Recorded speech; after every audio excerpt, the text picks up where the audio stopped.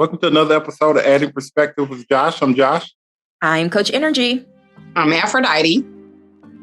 And tonight we're going to talk about blended families and try to really kind of dig deep into how blended families and that dynamic can actually, I guess, work a little bit smoother, work a little bit better, and is that really possible? So, to me, I think that blended families is a lot more common now. Depending on the person. To me, I think the majority of people at least have one kid before they actually decide to join with another person. And then sometimes that person has like two kids, I have a kid also. That means that you have to join that person's children and then join your children into like one relationship. And to me, I think that principle, that philosophy is always difficult depending on the person, because you literally have to tell someone else how to manage your child, right? Like how to, be that step parent type person and the do's and the don'ts.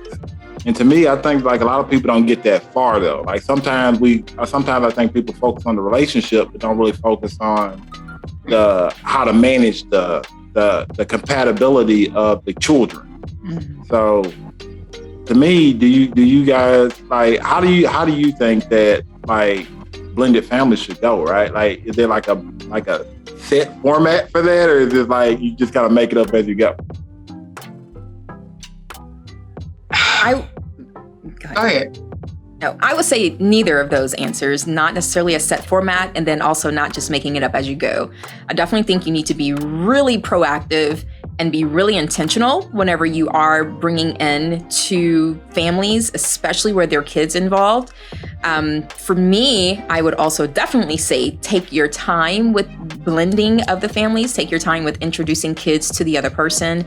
That's one of the things that I'm a big stickler on, because, you want to get as deep as you can into the relationship to, get to that place of where you can almost guarantee that you both are going to stay together and you both are going to work out before introducing kids, because too often people are introducing kids to their partner and they're not even, together much longer after that. And it's like kids are just constantly meeting new people, new women, new men.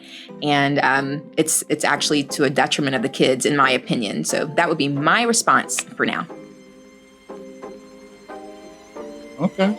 No, that's a valid point, because I would consider that too, is that if you have like a stable of people just kind of just rotating through, your house and stuff like that, your kid might be confused.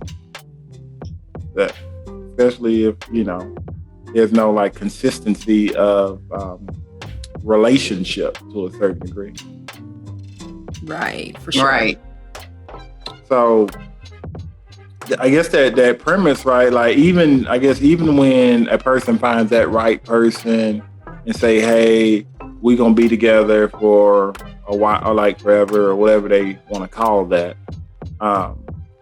What next, right? Like, what do you do then? Like, do you say, hey, do you break out the rules then? Like, do you say, hey, let's sit down, let's talk about how this is supposed to go? Is that typically how that would go? I say it's definitely a really good idea to do that, because it's also the two people having a conversation and learning about each other's parenting styles and expectations. So I really do believe that a specific and very intentional conversation is necessary, where they can talk about all of those different details and the nuances of things. Because if one parent is very strict, the other parent is more lenient. And if they're not discussing it in advance to come up with a game plan of how they will both together handle, when it's time to discipline or when it's time to hand out consequences or whatever, there can then be a conflict between both of the adults. So I definitely do believe that at some point, once the adults decide that they are going to move forward and really become serious about being together, then a really deep and intentional conversation should be had. Actually, to me, the conversation should even be had during that getting to know each other, each other phase too. before, I don't think it should just wait until they become serious. There are still certain things that the adults can talk about when it comes to parenting and the blending of families, just to still see if you all will mesh well together. Yeah. So what you're saying is that 12-point plan. Right? Yeah, we on number 7, okay? Like, is this? No, I'm just playing. Like, whatever. Go ahead, Aphrodite. Aphrodite, please talk. I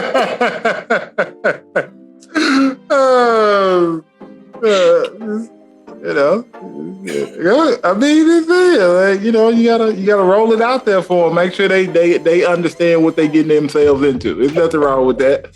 Like, At all. What's wrong with that? Dude, they well informed. I can tell you that. Like, well informed. Aphrodite. What? Say so. Okay. Right. Listen, you and Josh, boy. Understand, and we know about your, we know about your 12 steps. So just saying, put that in there. Add it to the course. You know what I'm saying? That's what we thought. Hey, it sounds good though. Like, it do. I ain't gonna say, it don't sound bad at all. Like, it don't. Sure. Like, I'm just saying, like, that particular method or any method that's similar to that definitely would increase the likelihood of two people getting along better because there's a lot more information out there. Yep. Yeah. Yeah. And then the expectations can be properly set. I'm sorry. Go ahead, Aphrodite. No, go aheed. No, I'm done. That's it. I was just talking about, and then the expectations can be properly set as well. Yeah. Which is true. I agree. I don't think it's a set way of getting it done, but I do think it need to be at the beginning, the middle, the end, in between all those, because you do have two different parents. One might not even be a parent. So you have to think about, how to blend that person that's coming in as a single person, blend it in with your kids, your children and stuff like that. So those are definitely conversations that have to be had at all times, especially if you think it's going to be a conflict, especially with the ages of the kids. It might be easier to blend when they're younger than when they, start getting teenage. I've seen that it might be easier. I'm not, everybody might be different, but I just seen that it might be easier to blend when they're younger, especially if they're supposed to be your forever person. It don't always work out like that. So of course, you have to figure, I think you should also talk to your kids, have a conversation with them as well. So they can understand your expectations of them and, and stuff like that. I mean, even when it comes down to, like, if you haven't dated for a very long time and you decide that you're going to date and get into a serious relationship, I think that'd be a great idea to have that conversation with those kids so they can have an understanding. Yeah. Yep. So I'm going to hit you with the curveball, okay? Like, because it's been circling in my mind right now as you guys been talking, okay? So when exactly do you have the child's mom or dad conversation? You know what I'm saying? Like, when does that conversation At the beginning. We need to talk about that at the beginning. No, because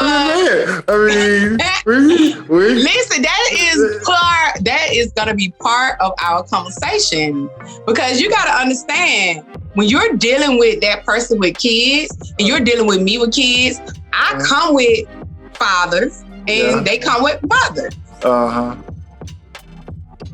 And you need to know their characteristics, how they act. This is a lot of things you need to know. And you need to know, like, am I going to truly be dealing with the mother?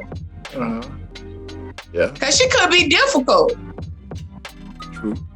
Mm-hmm. And so what if she's very difficult and then, you get caught off guard because you haven't had that conversation before? Mm-hmm. She might be one-on-ones, want to drop the kids off and run. Like, you just never know. Mm-hmm. Yeah. So it's a conversation. Like, I wouldn't want to walk in that situation blindsided. Yeah, that makes perfect sense. I was just wondering where does that, that conversation come in too, because, And then, in all honesty, I would really look especially like when she called, I would see how they interact with one another. Because that make a difference.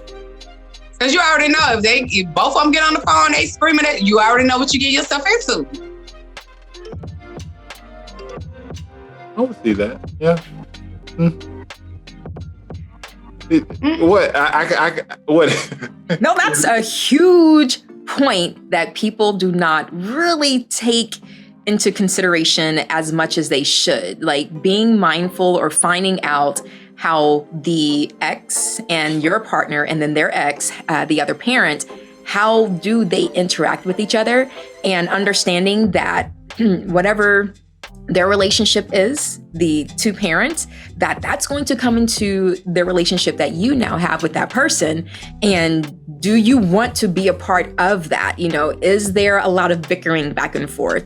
Are they dealing with, drop off issues? Are they dealing with, somebody's not paying child support, or someone's not, doing this or that, or is someone trying to use the kids as like a pawn. Exactly. So not enough people get to know that part of the person that they're dating. They more so typically focus on just the person as opposed to what else they're involved in, especially when it comes to the parenting thing.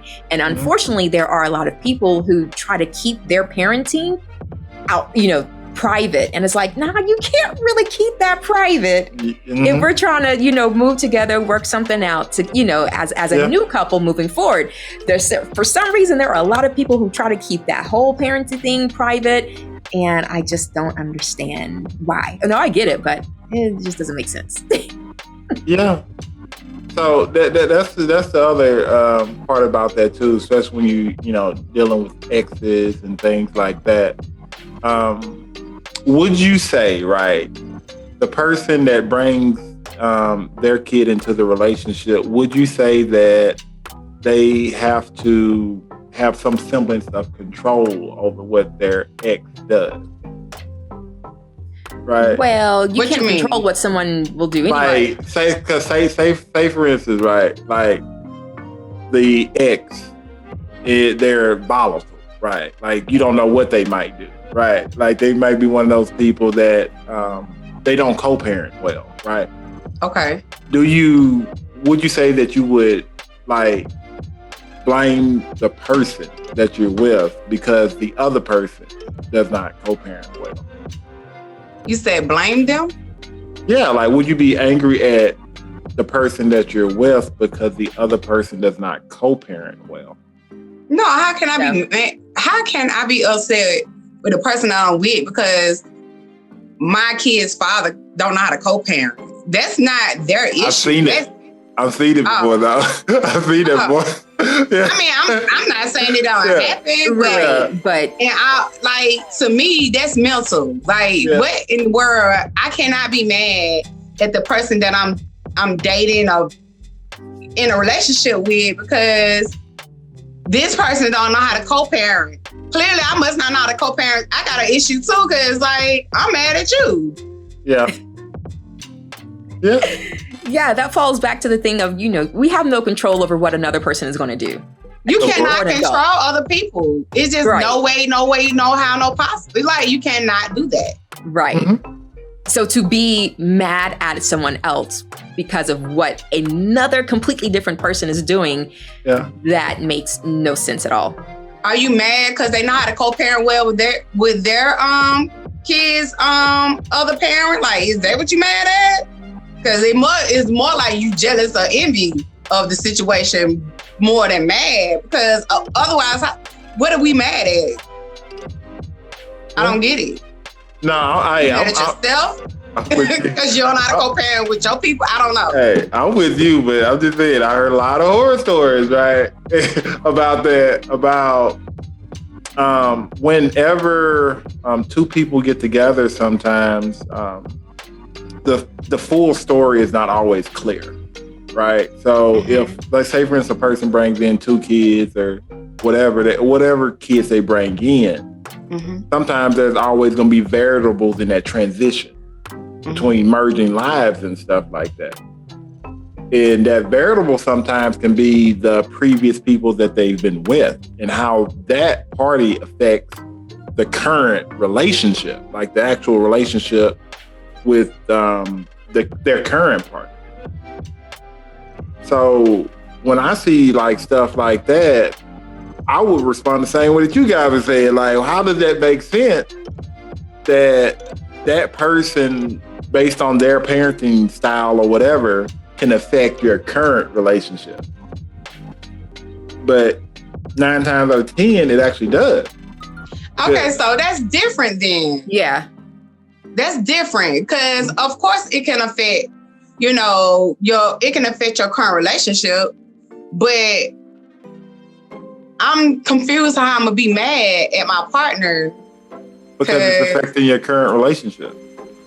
But how I'm mad at my partner, though. I know. I'm just saying how I go, though. I'm just saying. Because it's bringing stress to a situation or your situation where there shouldn't be any stress because that doesn't have anything to do with you, but your partner may be dealing with that type of stuff, which, again, brings stress to your current relationship.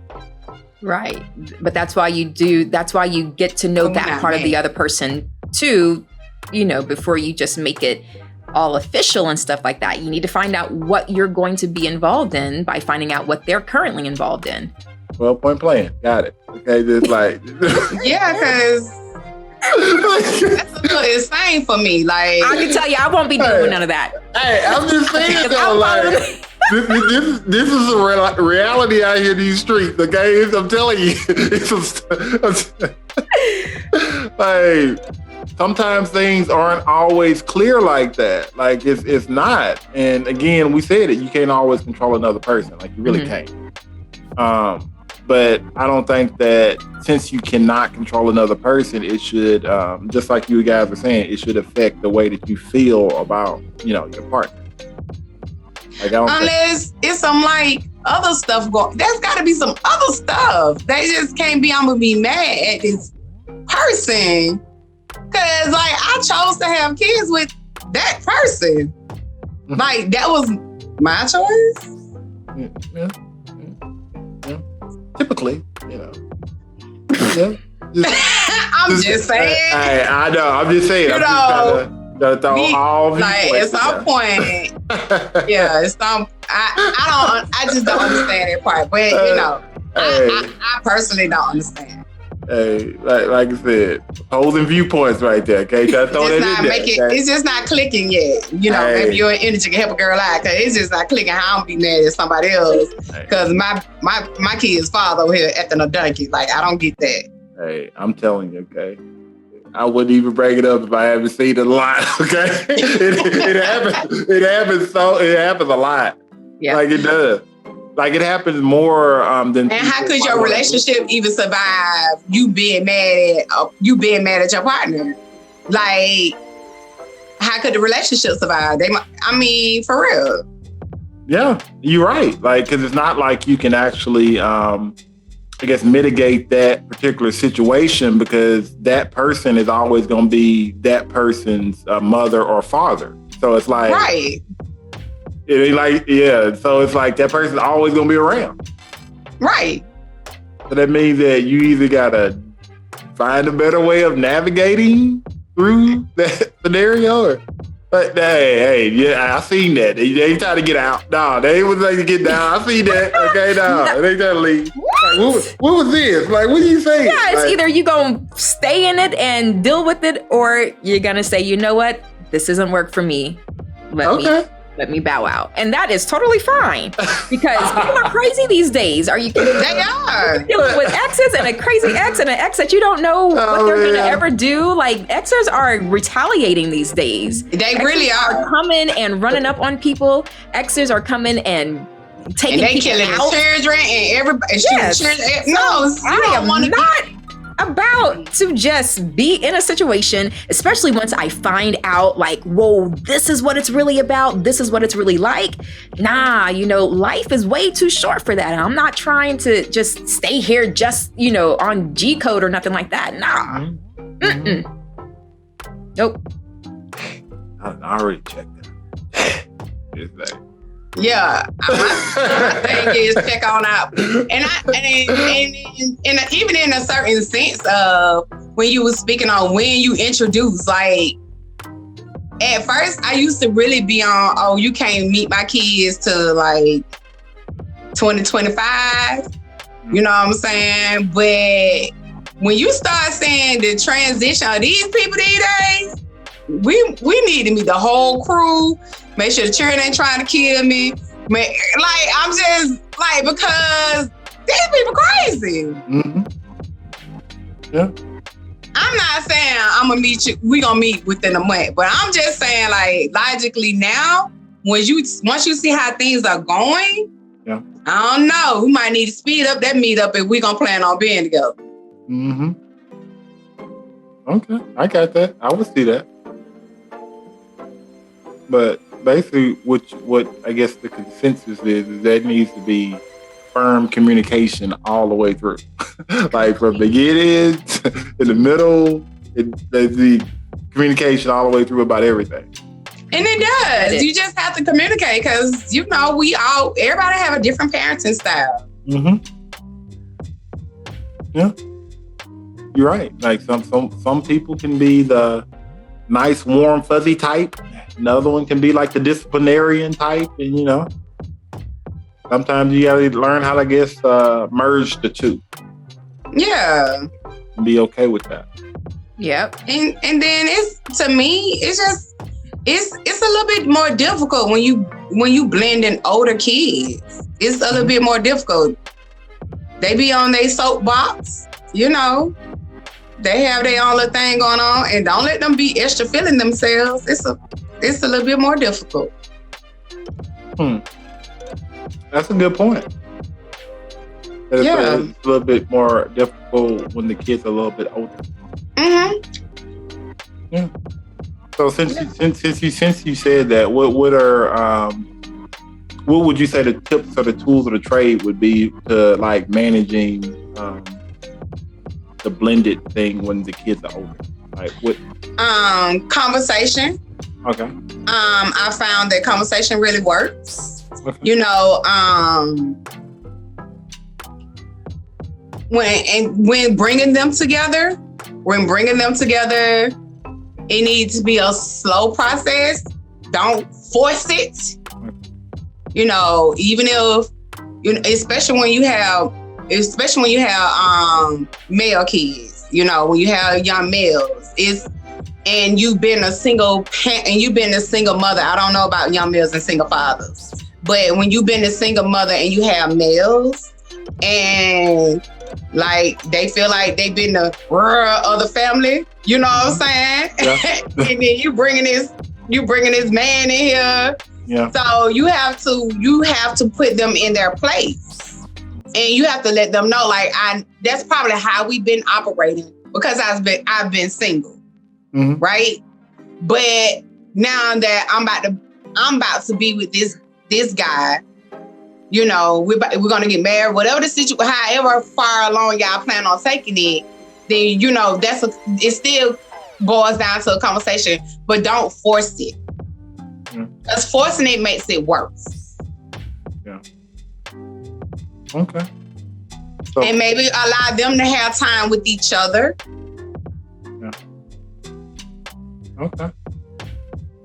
So how should that time go though? Like, should that time just be like scheduled, or should the new person come talk to the kid, or how that time work? Like, I think you have to fill it out. You have to fill it out.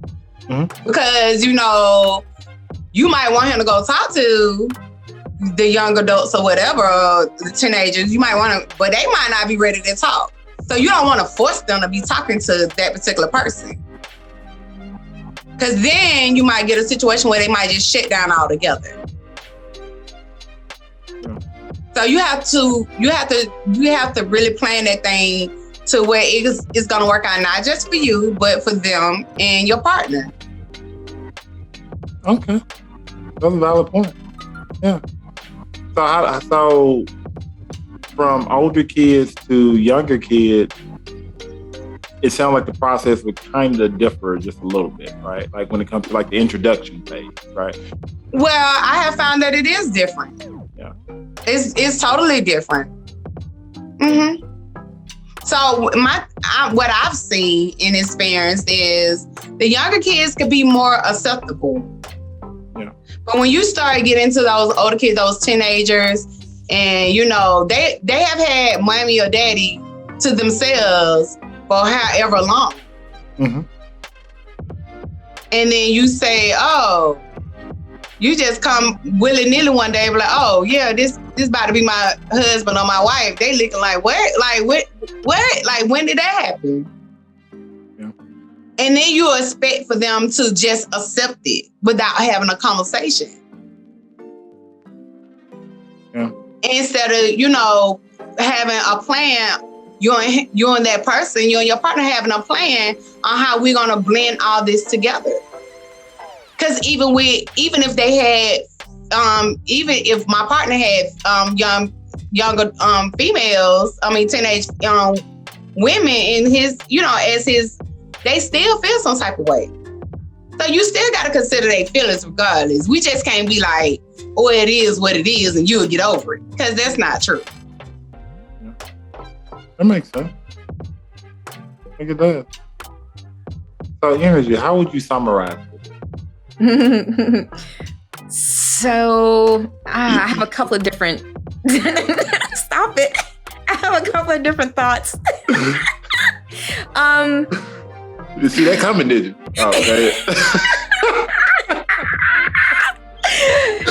Oh, in summary. Okay, I'll get to the summary in just a second.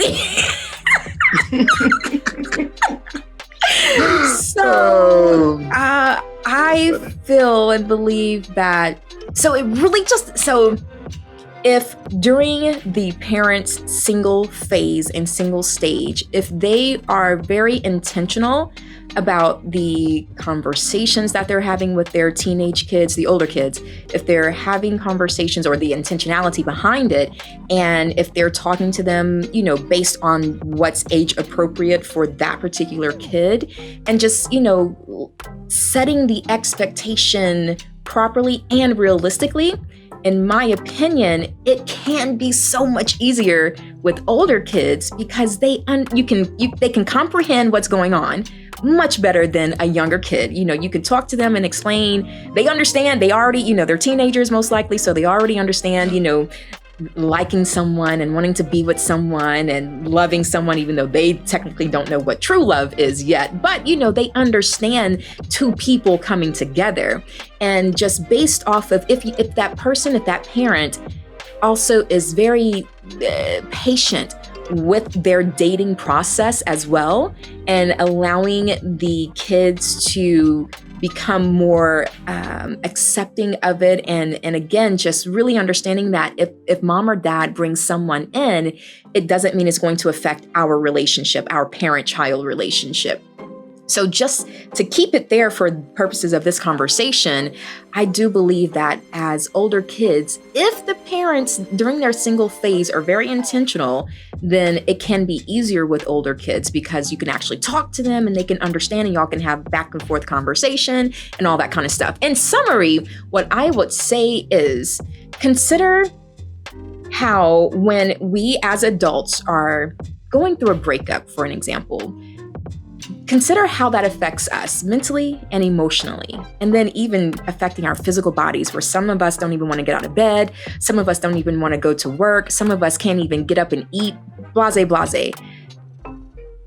Be mindful of that and keep your kids keep them in thought whenever you're considering bringing someone around that you're still truly vetting and getting to know. Because if a breakup or separation is affecting us as adults, in the manner of how it does, imagine what it's doing to the kids. And they don't even have the tools that we have as adults. They don't even understand and can't comprehend at that age that level of breaking up and tearing and ripping apart, because they've also already had to experience one of the parents leaving, so to then have them be having to experience yet another person leaving, it just really affects kids. And then that causes them to hold on to so much as kids, and then they continue to hold on to it as adults if they don't end up talking to someone, getting therapy, getting coaching or counseling or anything.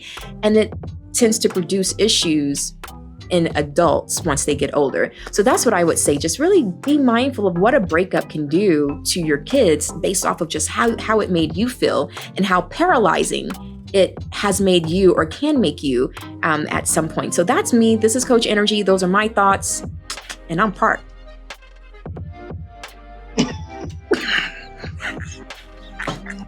Aphrodite, why you had to laugh? I was trying to keep a straight face.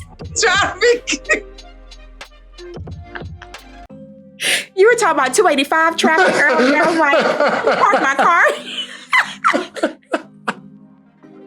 Oh, man. Okay, I'm sorry. That's hilarious. That's hilarious. Okay, that's hilarious. Aphrodite, summary, what you got? The summary is she's Park, but okay.